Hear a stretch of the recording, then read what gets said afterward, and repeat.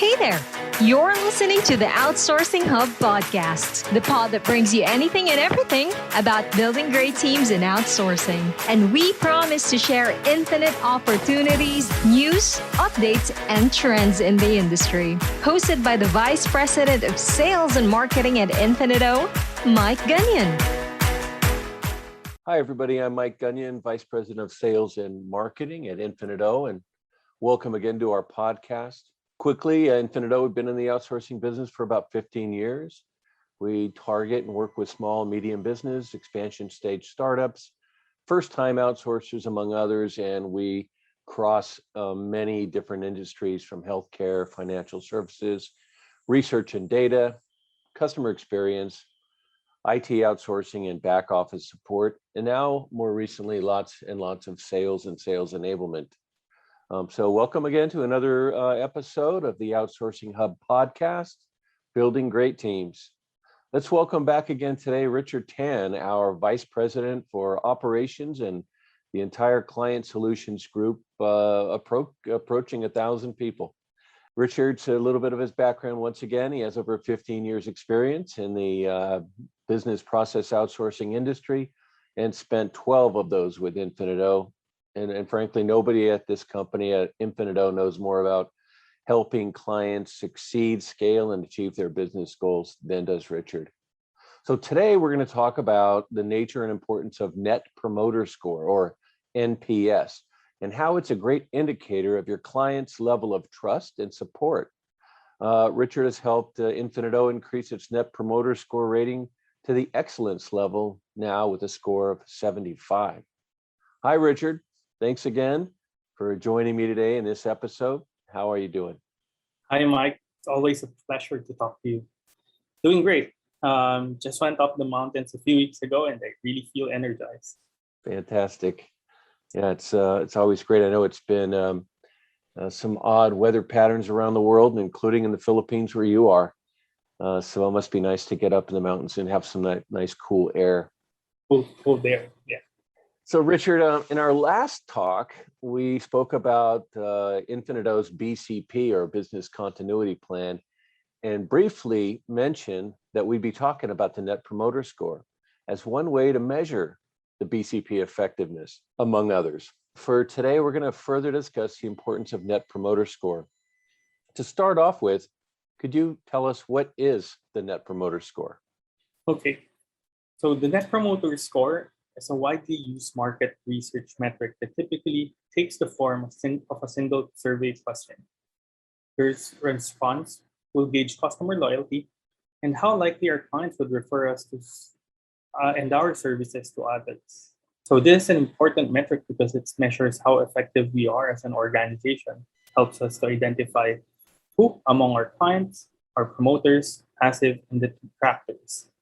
Also, NPS measures the overall health of the company and our potential to do well in the future. Yeah, thank you. As I understand it too, the NPS ranges from negative scores in some industries and some businesses all the way up to scores into the 70s, which are considered, very, very good. But there are the majority of companies around the world are in the 20s and 30s. As a BPO company who always aspires to achieve a trusted advisor relationship, why do you think it's important for us to have a high NPS score? I think like the short version of the answer by its name, we call it Net Promoter Score because we want our clients to be promoters, people who would talk well about our organization. So because this would help us know how likely our existing clients will recommend us to other companies, allows us to identify our areas for improvement so we can convert passive and detractors into promoters. Other things, it shows how focused an organization is to its customers. Because NPS will be the voice of the client. If they gave you a detractor score or a passive score, it's important to find out why and have a sit-down discussion to address it. And then the second, this is a channel of communication. Not every time like these comments will come out in your weekly meetings, and this is an opportunity for your clients to candidly say what can you improve on? Where can you become better as an organization as you continue to serve the partnership? So this is important for us in those areas. Yeah, that makes great sense. And also historically, I've seen that as you have clients that maybe originally have some particular issues, but by keeping them on the table, working through them, they see that collaboratively and collectively are able to solve those issues and move the needle so that they're much more satisfied and would actually promote you and refer us to other companies. Get a little bit into the technical stuff. What is considered a good net promoter score, and what is our NPS rating? I understand, generally speaking, a net promoter score that's below 0 would be an indication that a business has a lot of issues to address. And again, generally between 0 and 30 is a good range. However, there still may be room to progress. So if you're going someone higher than 30, would you agree that that indicates your company's doing a pretty good job and you have far more happy customers than unhappy ones, even at a score of 30? Yes, definitely. Because the way net promoter score is computed is that you're only counting the promoters, and the reason why it's net, you take out the detractors from the number.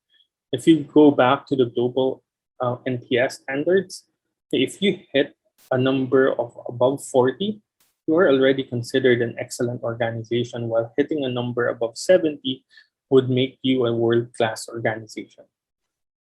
At Infinit-O, we aspired and worked on towards getting the NPS score up to the 75 level, where we are now considered among the top companies, customer-centric companies, that our clients are likely to promote us to other businesses. This is a great indicator for both confidence and trust that they gave to us.